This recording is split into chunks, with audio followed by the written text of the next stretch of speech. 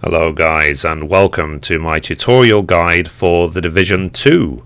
So I've put in about 40 hours, 45 hours or so since launch, and I'm absolutely loving this game. Highly recommended. Other than the occasional game crashes, it's pretty damn fun compared to the first game anyway. So the way the game works is much like the first game. So it's a looter shooter. So the more you shoot, the more loot you get, the more you upgrade yourself and so on.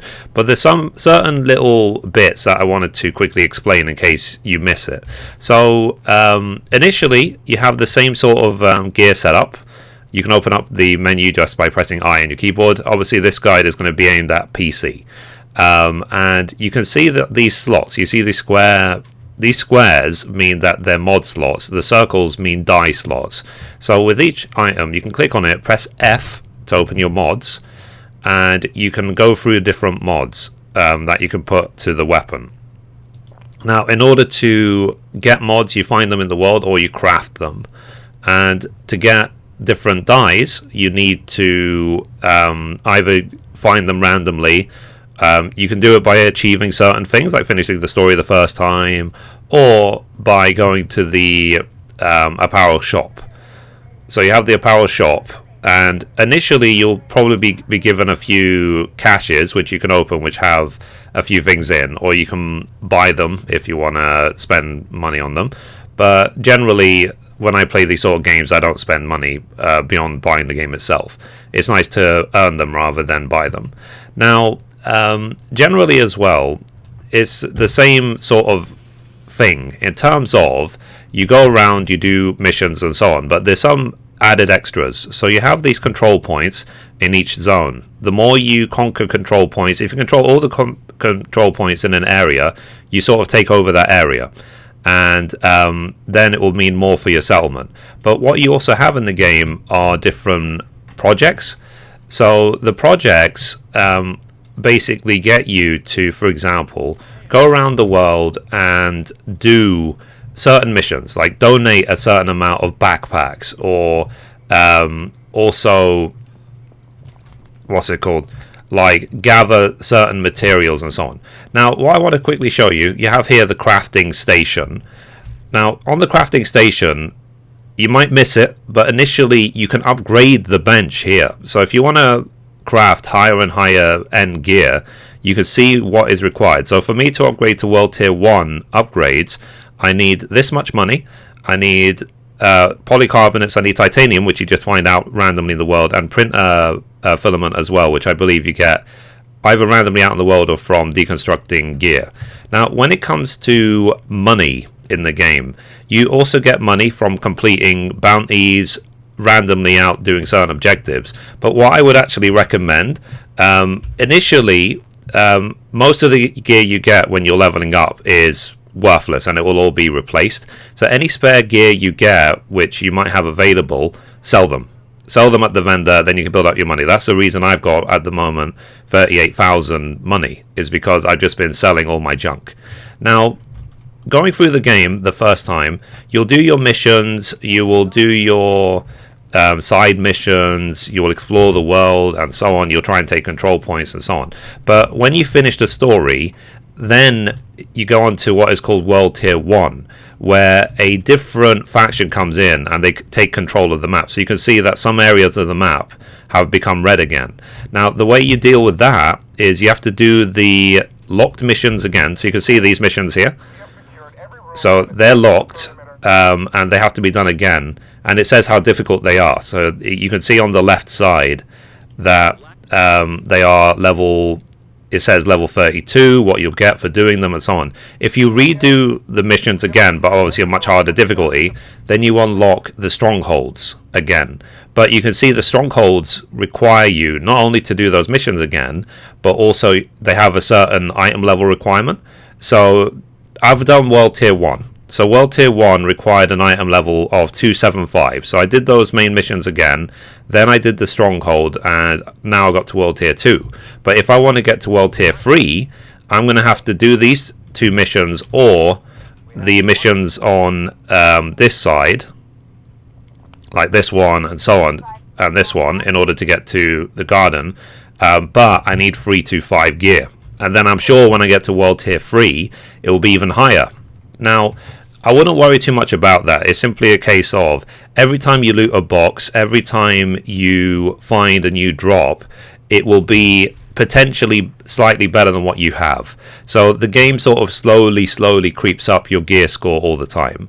And as well, beyond max level, when you get to level 30, at the top right, you may notice you still have an EXP bar.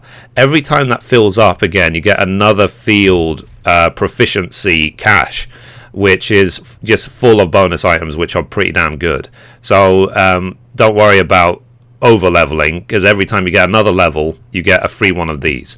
Now, speaking about that, what you should really look at as well is your perks. Now, one of the really good perks is this one.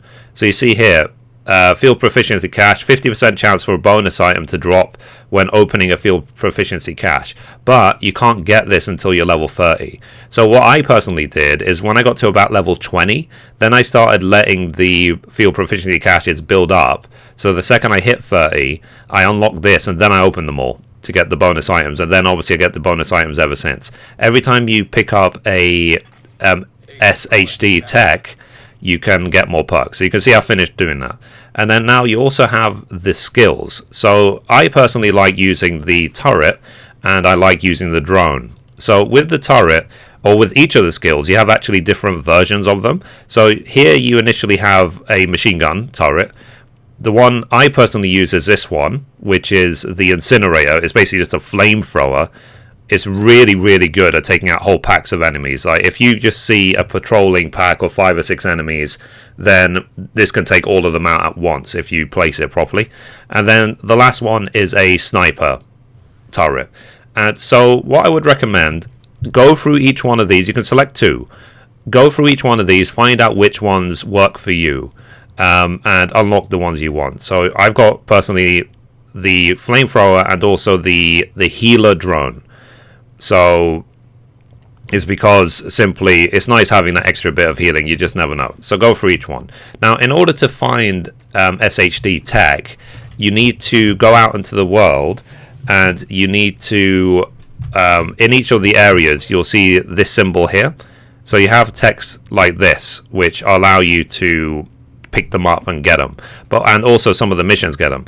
But what you will find with some of these is that they appear to be inaccessible, and the reason why is because either one, you need to do a bounty, which will sort of more unlock an area so you can get the tech, or you just need to find a way to open the door. So, for example, you might have to run around the side, shoot the lock at the back of the door to open it, or jump over a certain wall and crawl through a window or something. But basically, if it's marked on the map, most of the time, all the time, you have a way to get to it. But the game doesn't just give them to you, because otherwise it's a wasted exercise sort of thing. So what I'm now doing basically is I'm just going to keep doing side missions, keep doing exploring, keep opening every chest I find to increase my item level work towards World Tier 3. Now, the last thing I want to talk about is the Dark Zone. Now, the Dark Zone is a PvP area, but it's not PvP in the traditional sense, so it's not like a battleground arena where whoever gets the highest score wins and that's it. The way it works is you go in with, for example, on your own or with a squad. I would recommend with a squad for safety, and you actually take on NPCs. But the NPCs, even at my level, are very hard. Like I've been having such a hard time with the Dark Zone. I've actually sort of not been dealing with it right now. But what you can then do is that when you sort of conquer against the really tough NPCs, you can gather gear and you can go to get them extracted. The reason why you have to get the gear extracted is because they're infected. Because, the whole plot of the game is that there was a virus that killed everyone, Now, the thing is, what happens is, when you're extracting gear, players might go rogue and they might kill you and steal your gear. It's about who has extracted the gear, not about who picked the piece of gear up. So that's where the PvP element comes in. And then you also have a different ranking in the Dark Zone, and you can unlock perks as well. So if you explore the White House, you can see the different NPCs. So here you have the Quartermaster. He can give you different gear upgrades. You can unlock your perks and skills here. Here you have specialisations. Now this unlocks after you finish the game the first time, after you've downed the Capitol Hill the first time and reach level 30. So the way it works with specialisations is you pick which specialisation you want. I personally have picked the sniper one. Now in order to use the specialised weapon, you need to press 4 on your keyboard. I can't do it in the safe area, so let me just go out and let me show you. But the weapon for all specialized guns is scarce. When you're out in the world, you'll see them dropped with a sort of slightly orangey yellow symbol. So more yellow than the high-end gear, it's more orangey. Now you pull out your weapon. You can see I've got no ammo, but if you had ammo and you're ready, then it would literally glow.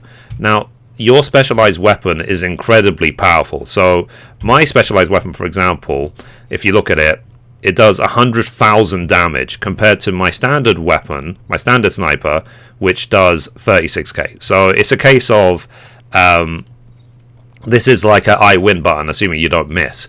But what I would recommend as well with your specialized weapon, only pull it out in either a dire situation or when you're just facing an enemy which is so powerful that you want to get it down ASAP. So I personally keep for example, if I do a dungeon, I will gather as much of the specialized ammo as I can and then save it for the boss and then make sure I don't miss the headshots. And also as well, when it comes to, I guess the last thing I want to say when it comes to the weapon customization is how important these two bars are, the accuracy and stability. So accuracy is how accurate your shots will be. So when you shoot, how likely are they to hit the target that you've aimed for? Stability is how much your weapon rocks back and forth. So I figured that for the sniper, it's important that the shots actually hit if you aim them and shoot them. And I figured for like assault rifles, for example, it's really important that they're stable. So what you see on the weapons, you can see the pure damage. So I'm using a sniper and an assault rifle. Personally, that's just my preference. There's many different types of weapons in the game. Try them all. But I like the sniper because it's just, if you get headshots, boom, most of the time you one-shot people if you can line it up and get it. But if you're good far distance. But for up close and personal, I've got the assault rifle. You can see 4.1k damage. It's not the highest amount of damage, but 900 RPM. Which means it will just decimate targets which are close by. It will pump so many bullets into them. It'll go through the mag so quickly. But if you're pumping out 4 or 5k damage many times a second, it's pretty damn good. So make sure what I would recommend, like I said, with the up close and personal weapons or the rifles, the assault rifles, the machine guns, things like that. Increase your stability as much as possible so that the weapon doesn't rock too much. But then for long range weapons, I would recommend increasing the accuracy as much as possible, so that even if you get a slight sort of waving when you are using the gun, when you when you fire, then you want as much as possible for the bullet to actually hit the target. And that's it. Now, in the future, I will probably make a more advanced guide of different areas like the dark zone and so on, and when I get to the maximum tier of the game as well, we'll see as well in the future what extras they add to the game. But I would say so far, after playing this game for nearly a week now, it's been pretty damn amazing. I've been loving every single second. That's why I keep playing it. And as well, hopefully they will patch soon they'll patch the crashes and so on, and they'll just make the game even better. And graphically, the game looks absolutely superb. The soundtrack is pretty good, and I like the customizations. It is definitely a step up. So if you're a fan of The Division 1, I would highly recommend The Division 2. So that's it. So anyway, guys, that's it for this tutorial. If you liked it, please give it a thumbs up. You can watch a random video over there. You can watch the latest upload down there, or you can click down here to subscribe. Thank you, guys. Bye-bye.